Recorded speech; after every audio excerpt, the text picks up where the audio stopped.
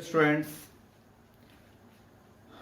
in this lecture we understood about the concept of equipotential surfaces and we understood about some special kind of surface for the different kind of objects or distribution of charges and their properties.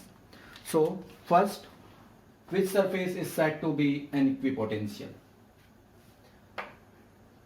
It is defined as a surface which has the same or constant value of potential at all the point lying on it is called an equipotential surface. It would be a surface of a body or a surface in the space. Now, to understood about the concept of it, let consider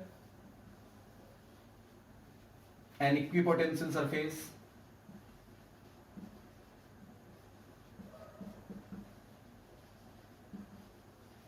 Potential surface.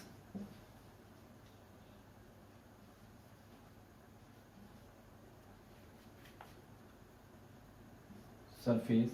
Let V be the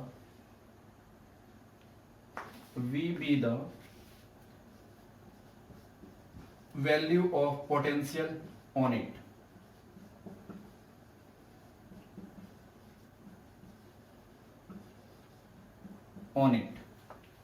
Okay, let there be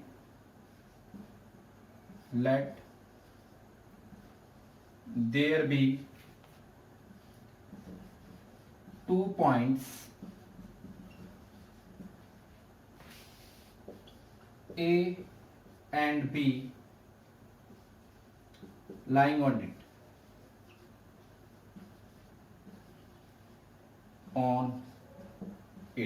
So let we have an equipotential surface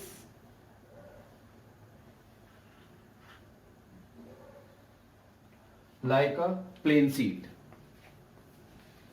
The value of potential at the surface is V at every point, and we considered here 2 points. One is point A and another is point B. Okay. Potential at A is VA, which is equal to V because of the surface is equipotential, and potential at B is VB, which is equal to V. As per definition, a surface is said to be equipotential if the value of potential at every point is seen and the 2 points are separated by a distance r. Okay, so lying on it where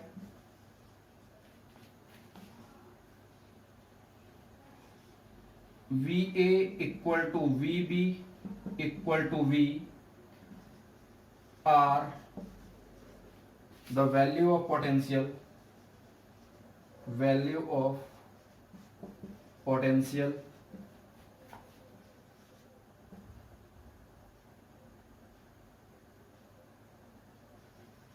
on point A and B. Okay, therefore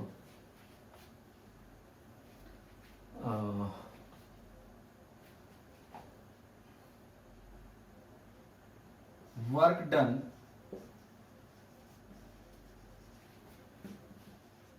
in moving Q naught charge from point A to B is, we calculate this work done is W is equal to Q naught VAB, okay, which is equal to Q naught VA minus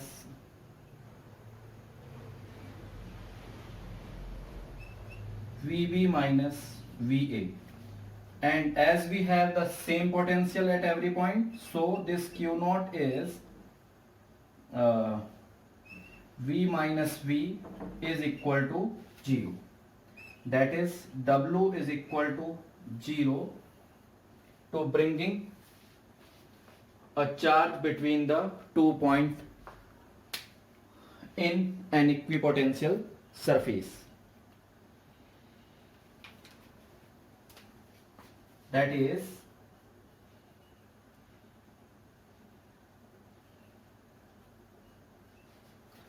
it is clear that no work is done to bringing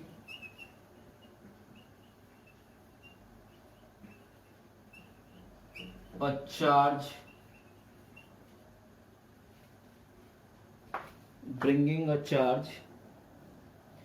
from one point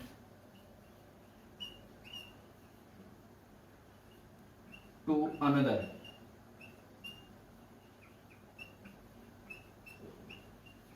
Point.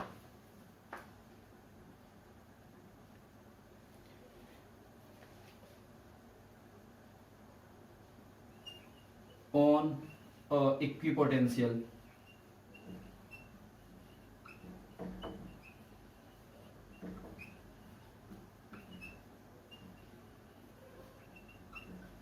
surface. Okay, this is an important result, that no work is done to bringing a charge between 2 points in an equipotential surface. Okay, now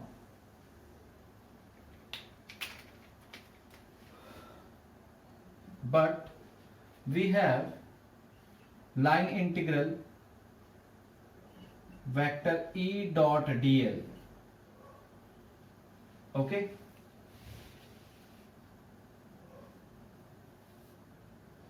vector E dot dl equal to W.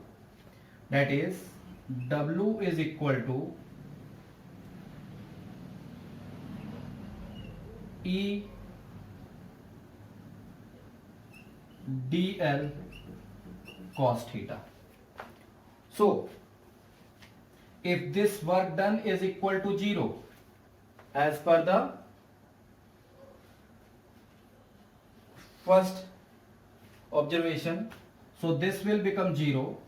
So but here E is not equal to 0 and dl is not equal to 0. Therefore W is 0 to moving a charge from A to B across length dl is cos theta is equal to 0. So this work will become 0, or line integral of electric field will become 0. The value of cos theta is 0 in cos 90 degree. That is theta is equal to 90 degree. Clear? So this particular expression gives that the electric field is always normal to the equipotential surfaces.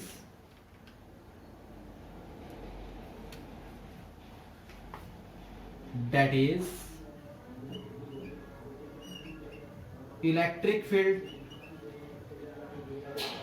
at any point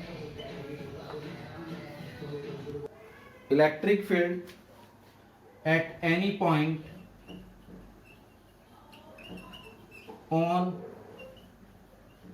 the equipotential surface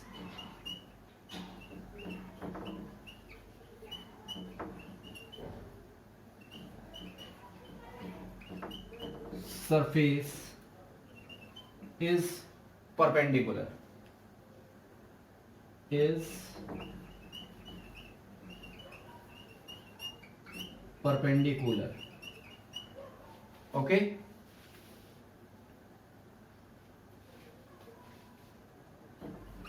To the surface,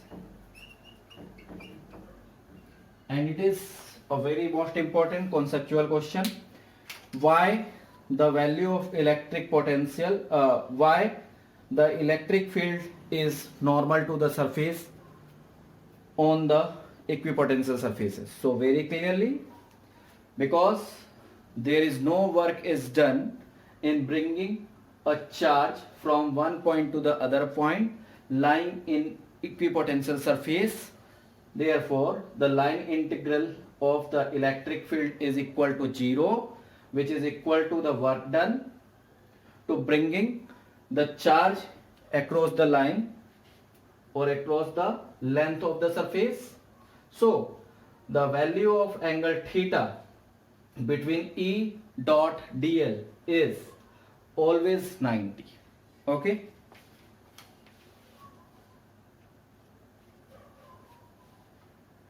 Here students, some examples of equipotential surfaces. One is equipotential surface due to an isolated point charge are the surfaces of concentric sphere with charge at center, as shown in this figure. For in uniform electric field, this is a uniform electric field. The equipotential surfaces are the parallel planes with their surface perpendicular to the field lines. Okay. And for the dipole, these surfaces have the complicated shape as you seen, and dashed lines are represent the equipotential surface due to dipole. Okay. And next is for identical point charges, positive positive, if we take the negative negative, it is again the same. This figure gives the equipotential surfaces. Okay. So for this case, if we move in point A to B, the value of potential are same. Okay. And if we move from P to Q, for this green concentric sphere, the value of potential are same. Okay. Let's say here is V1 and here also V1, and for green this is V2, this is V2. But as you know that the potential is inversely proportional to R, so we can say that for 1, 2, 3 and 4, let's say red sphere has potential V1, V, blue surface has potential V1, green surface has potential V2, and black surface has potential V3. So we can conclude from this figure that V is greater than V1 is greater than V2 is greater than V3. Okay, which means for the particular surface the potential are same, but as we move away from charge, the next surface has value of potential is less comparison to the first concentric sphere or concentric spherical equipotential surface. Second, here you observe green rectangles or parallelograms shows here the plane surfaces parallel to each other, and we observe that the electric field lines are normal to the surface and this.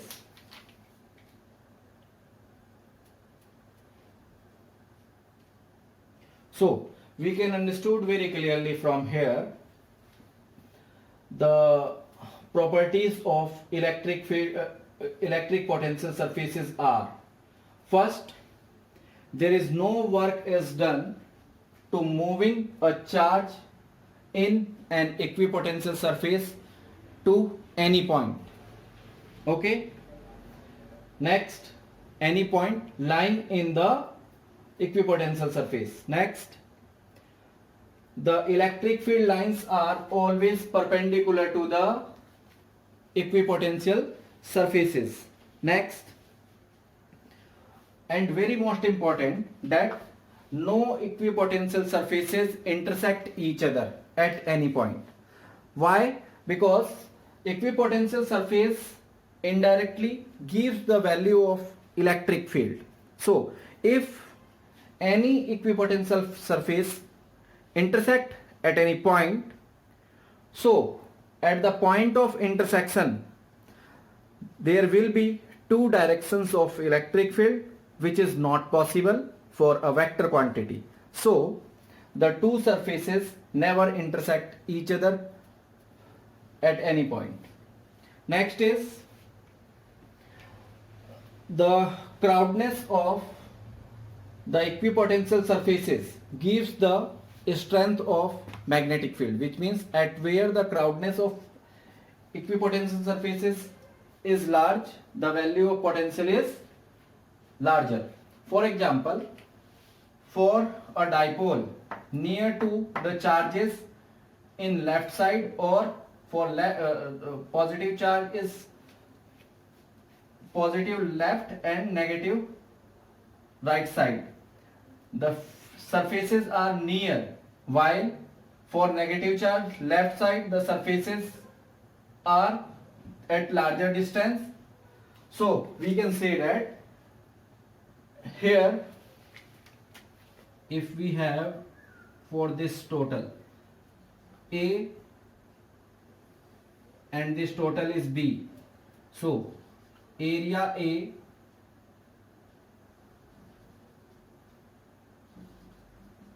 is greater than area A is smaller than area B. Area B. Okay, because here the lines are related to area, so electric field is inversely proportional to area by relation Q is equal to sigma upon A. Areal charge distribution. So as where the area is larger, the value of electric field is smaller, and at where the area is small, the value of electric field is stronger. Okay, and also this we can lead to by the definition of electric potential gradient, that electric field is numerically equal to the potential gradient, that is, as the distance will increase between the two surfaces, the value of electric field is larger, because the electric field indicates the decreasing potential. Okay, so these are the properties of equipotential surfaces. So the properties of equipotential surface are: no work is done in moving a charge from one point to other point on an equipotential surface, as explained. Electric field is always perpendicular at every point on the equipotential surfaces. Next, no equipotential surfaces can never intersect each other, because if they do so, there will be two directions of electric field at the point. So intersection not possible. Next, the surface are crowded in the region of strong electric field and far apart in the region of weak electric field. That is, by following the rule E is equal to minus dV upon dr, so we can calculate this result. Dr is equal to minus dV upon E, whereas for that dr is inversely proportional to the strength of electric field. That is, at where electric field is large, distance is small, while the electric field is small, the distance will be larger.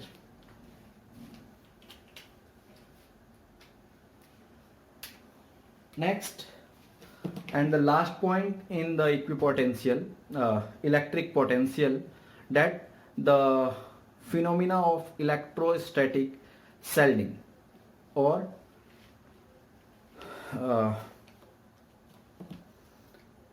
screening, that observed for many cases. If there is any lightning in the environment, so it is advised to the remain in a car or a bus, because car and bus provide the electrostatic shielding. As you all know that car is made up of metal or bus. Okay, so according to the properties of electric field lines or electric field, that no charge enters or no charge is in the conductor, which means no electric field line inside the conductor. So if there is any lightning and the lightning is fall on the metallic conductor like car or bus, it provide pass through the other side, which means top to bottom. If the lightning done at the top, the electricity will pass through the bottom according to the electric field lines property. So this particular case in which the lightning of a spark or electricity will pass through the one surface to the another is known as electrostatic shielding. Okay, it is important and asked in the board exams. So you need to understood about the concept of electrostatic shielding. It is basically based on the properties of electric field line and application of Gauss's law also. Okay, according to Gauss, the charge enclosed within the surface is always refers to or always observed on the surface. So there will be no charge inside a conducting surface. That we derive an expression for the electric field by using Gauss's law for a conducting cell. Here we observe that when the point P where E need to calculate inside the given conducting cell, we observe that the value of electric field is 0 because there is no charge inside the conductor. This particular phenomena is explained as electrostatic shielding. Thank you.